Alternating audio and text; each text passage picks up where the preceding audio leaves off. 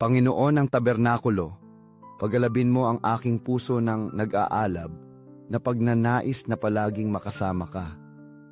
Naway ang aking pag-ibig sa iyo ay lumago araw-araw. Naway ang bawat panalangin, bawat kilos, bawat sakripisyo ay maging isang tulay na maglalapit sa akin sa iyong presensya. Naway hindi ako makontento sa isang maligamgam o malayong pag-ibig.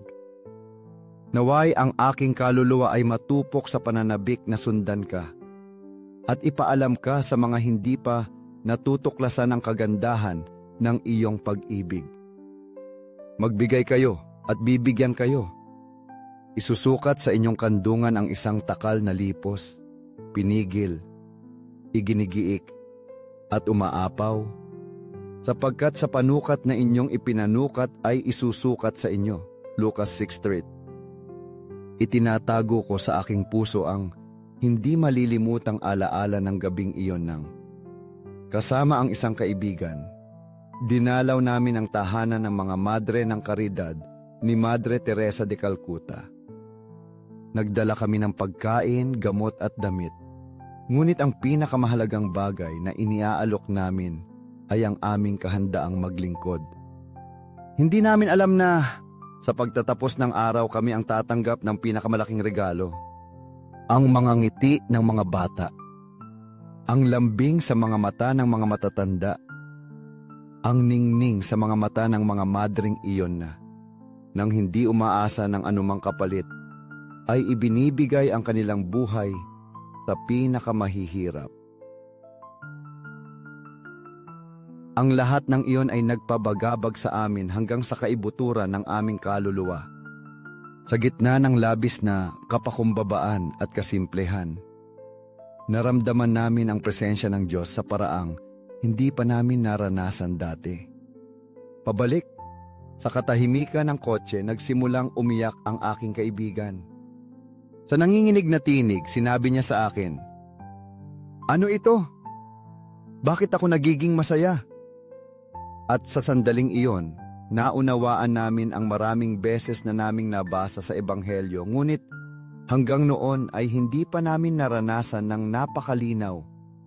May higit na kaligayahan sa pagbibigay kaysa sa pagtanggap. Gawain 20:35. Binalot kami ng Diyos ng kanyang biyaya at pinahintulutan kaming malasap ang pinakadalisay na kagalakan, ang kagalakan ng pagmamahal, ang kagalakan ng pagbibigay ng ating sarili. Sa sandaling iyon, naunawaan namin na ang tunay na kaligayahan ay hindi matatagpuan sa kung ano ang ating iniipon, ngunit sa kung ano ang ating ibinabahagi. Sapagkat kapag nagbibigay tayo ng may pag-ibig, pinupuno tayo ng Diyos ng kanyang pag-ibig. At sa banal na palitan na yon, natatagpuan ng puso ang kaganapan nito. Jesus Eucharistia, halika sa aking puso. Liwanagan mo ang aking mga kaisipan. Baguhin mo ang aking buhay. Gawin mo akong instrumento ng iyong pag-ibig. Nais kong dalhin ang iyong presensya sa iba. Nais kong maging ilaw sa gitna ng kadiliman ng mundo. Nais kong makita ka ng bawat taong makakita sa akin na masasalamin sa aking buhay. Sa langit at sa lupa, magpakailanman purihin ang mapagmahal na puso ni Jesus na nasa sakramento. Panginoon, matatag akong naniniwala sa iyong tunay na presensya sa kabanal-banalang sakramento ng altar.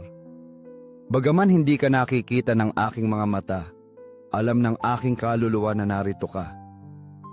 Bagaman hindi ka napapansin ng aking mga pandama, kinikilala ka ng aking puso. Naniniwala ako, Panginoon, ngunit dagdagan mo ang aking pananampalataya.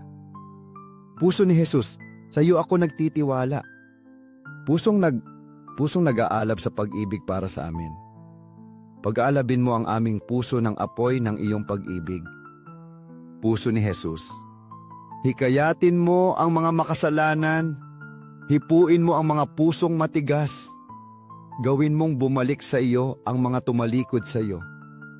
Banal na puso ni Jesus, Iligtas mo ang mga mamamatay. Palayain mo ang mga kaluluwa sa purgatorio. Aliwin mo ang mga nagdurusa. Palakasin mo ang mga mahina, gabayan mo ang mga naliligaw. Pusong Eukaristiko ni Jesus, pagalabin mo ang aming mga puso ng apoy ng iyong banal na pag-ibig. Dagdagan mo sa amin ang hindi matitinag na pananampalataya, ang pag-asa na hindi kailanman nanlulumo at ang pag-ibig na ibinibigay ang lahat. Kabanal-banalang puso ni Jesus, bukal ng walang hanggang awa, tingnan mo nang may habag ang aming mga kahinaan at tulungan mo kami sa aming mga pangangailangan. Matamis na puso ni Jesus, maging aming ligtas na kanlungan sa mga panahon ng pagsubok, aming aliw sa mga paghihirap at aming lakas sa kasawian. Matamis na puso ni Jesus, nang may walang hanggang lambing ay isinasamo namin sa iyo na huwag mong alisin ang iyong tingin sa mga naligaw ng landas.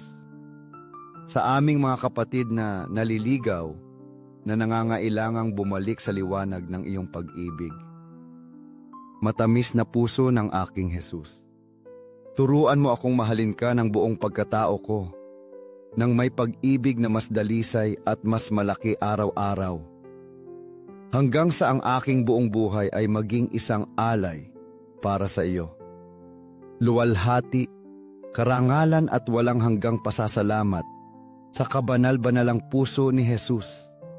Kayamanan ng walang hanggang pag-ibig at bukal ng lahat ng biyaya. O puso na umaapaw sa pag-ibig, sa iyo ko inilalagak ang lahat ng aking pagtitiwala. Maging kanlungan ko sa mga bagyo ng buhay, aking aliw sa mga sandali ng pagkabalisa, at aking kapayapaan sa gitna ng kawalan ng katiyakan. Lahat ay kinatatakutan ko sa aking kahinaan. Ngunit lahat ay inaasahan ko mula sa iyong walang pagod na awa.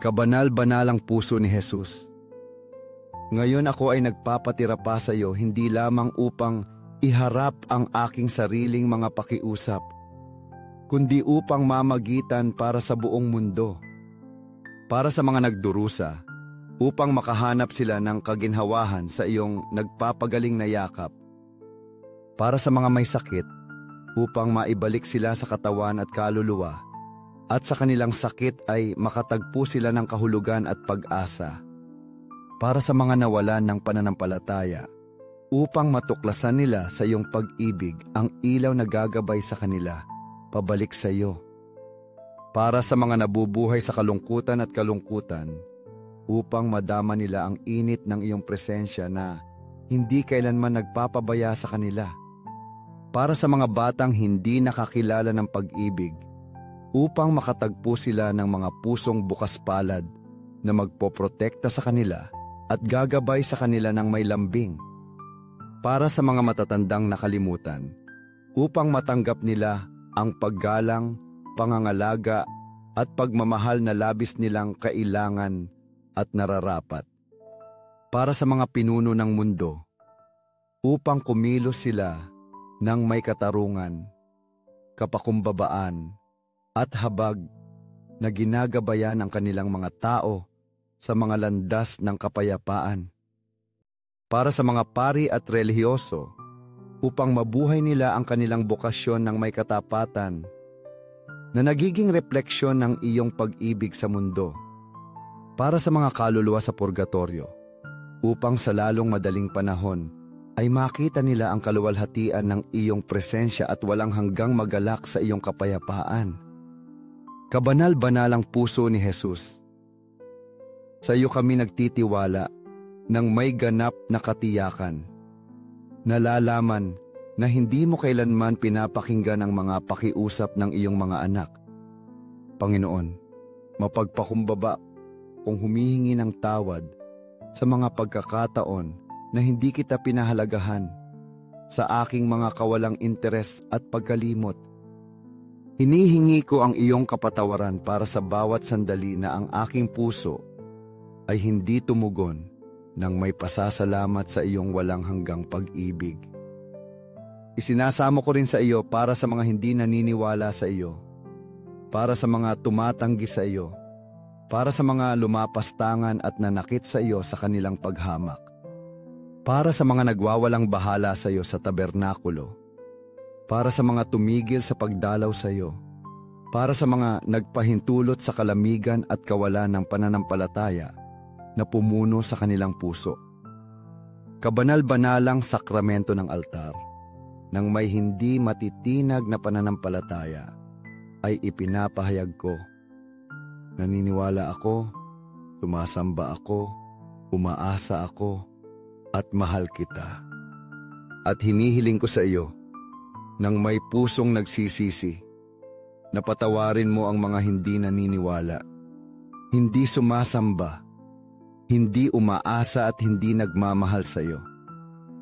Kabanal-banalang puso ni Jesus, sa iyo ako nagpapakababa ng walang reserbasyon. Gawin mong refleksyon ng iyo ang aking puso, upang sa pagmamahal tulad ng pagmamahal mo, ang aking buhay ay maging buhay na patotoo ng iyong awa. Sa langit at sa lupa, magpakailanman purihin ang mapagmahal na puso ni Jesus na nasa sakramento.